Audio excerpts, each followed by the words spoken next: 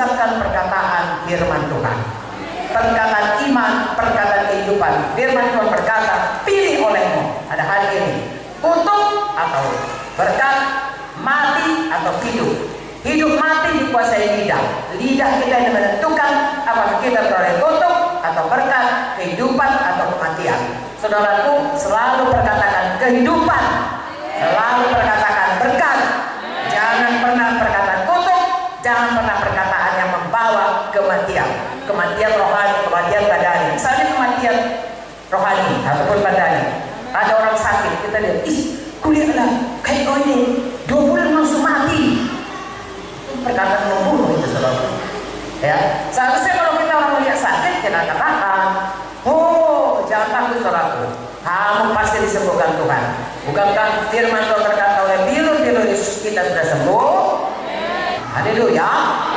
Semua kita bebas. Jadi sekarang jangan lagi ada perkataan kotor keluar dari mulut, pakai perkataan kehidupan. Selalu, saudaraku, kalau bicara cepat mendengar, lambat bicara, lambat marah. Haleluya. Katakan kiri-kiri, saya cepat mendengar, lambat bicara, lebih lambat lagi marah.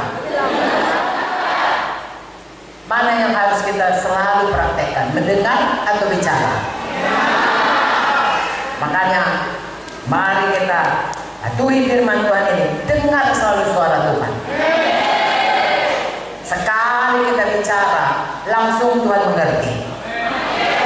Kalau kita bicara saja kepada Tuhan, berdoa saja kepada Tuhan, tapi gak dengar suara Tuhan, Tuhan tidak bisa menjawab yang tidak sesuai dengan apa yang dikatakannya. Misalnya, kita takut akan satu perkara. Firman Tuhan berkata, jangan kamu khawatir, serahkanlah segala permintaanmu dengan doa, permohonan dan ucapan syukur misalnya. Tapi kita nggak baca ayat itu, kita khawatir langsung aja bicara. Kita nggak mau dengar dulu suara Tuhan.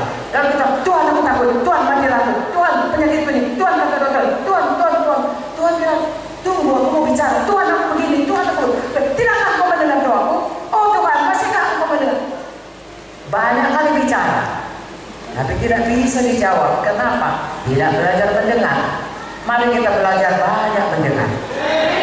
Lalu sekalipun kita bicara, Tuhan, bukankah firman-Mu berkata, oleh bilur-bilur Yesus aku sembuh, sembuhkan aku Tuhan.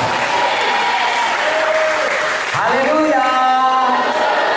Hari ini kita sudah belajar banyak. Amin.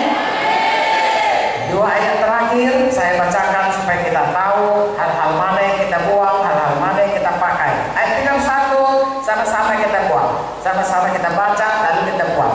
Segala kepahitan, segala kegeraman, kemarahan, pertikaian, fitnah, hendaklah buang dari antara kamu.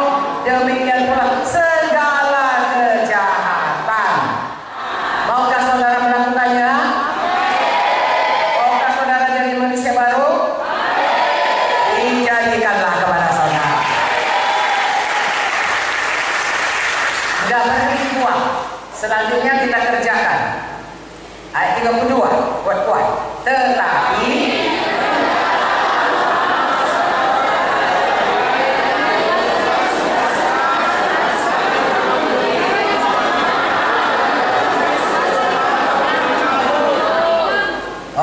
hendaklah kamu ramah seorang terhadap yang lain. Amin.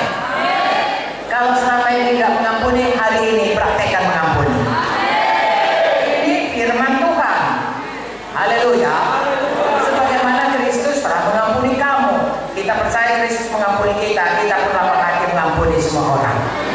Ini sedikit contoh daripada bagaimana dipulihkan menjadi segambar dengan Tuhan Yesus.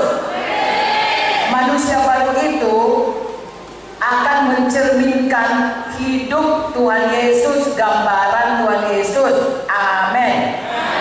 Tuhan Yesus nggak pernah bohong. Amin. Tuhan Yesus nggak pernah mencuri, Dia bakal memberkati. Haleluya. Tuhan Yesus nggak pernah marah. Kau lihat ini sebelum proses selamat. Gak ada nampak Tuhan Yesus marah. Orang berbuat jahat kepada dia, orang mau menjatuhkan dia dari tebing, semua dia marah pada waktu orang berjualan di gereja. Dia marah karena Tuhan, bukan karena dirinya. Dia marah pada waktu orang Farisi dekil, ada orang sakit. Gimana ini? Kalau hari Sabat bisa disembuhkan, diam aja orang itu. Siap untuk mau menerkam Tuhan Yesus. Kalau disembuhkannya, kita adili dia, menyembuhkan orang, bekerja pada hari Sabat. Jahat hati orang itu. Dia tidak punya belas kasihan kepada orang sakit, hanya mau melihara peraturan demi peraturan untuk menjebak Tuhan Yesus. Jahat hati itu, marah dia.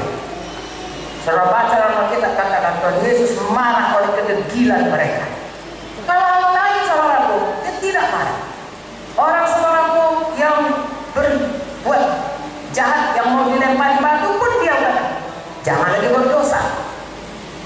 Orang yang tidak tahu siapa dia sudah menyembuhkan dia tidak marah. Udah pun disembuhkan, dia tidak berkata demikian.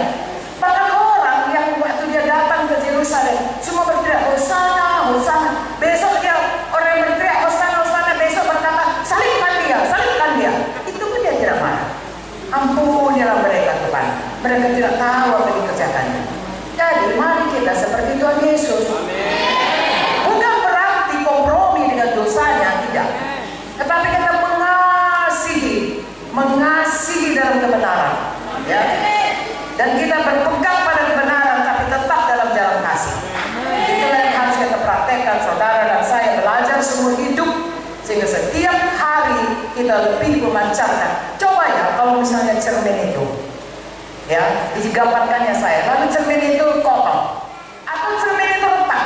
Kalau pernah lihat gambaran di misalnya di tempat pertunjukan, kalau cermin retak kan orang nampaknya begini, kepalanya ke sana, kepalanya kemari, gara-gara cermin retak, rusak gambaran itu. Begitulah hidup kita kalau kita tidak kembali dipulihkan menjadi seperti Yesus. Dosa kita itu merusak gambaran Tuhan dalam hidup kita. Apalagi kalau kita merasa saya orang Kristen, tapi gambaran Tuhan yang rusak itu kita pertunjukkan setiap hari. Saya mau